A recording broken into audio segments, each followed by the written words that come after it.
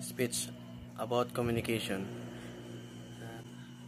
Good evening, Sir F. My name is Kent Kalubag, and today I'll be talking about one of the most important skills in life, communication. Communication is more than just speaking or writing. It is the process of sharing ideas, feelings, and information with others. It connects us as human being, and without it, society as we know it could be not function. Communication plays a vital role in every aspect of life. At home, it strengthens our relationship with our family. In school, it helps us understand our lesson, work in groups, and express our thoughts clearly.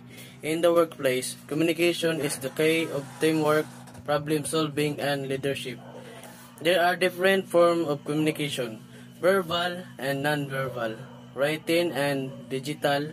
Verbal communication allow us to directly express ourselves through words. Non-verbal communication like gestures and facial expression often says more than words. Written communication help preserve knowledge, thought books, letters, and online message. And in today's digital age, communication has become faster and more global through social media, email, and video calls.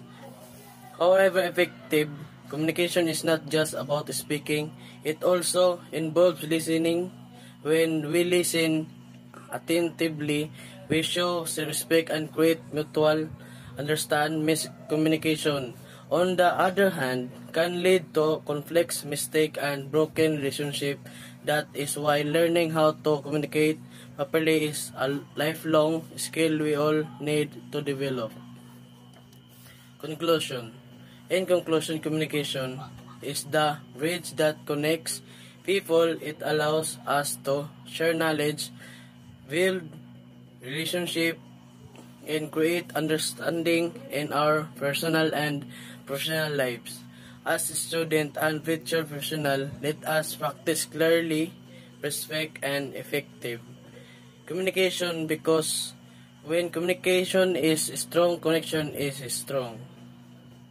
Thank you, sir, and you have a great day. Speech about communication.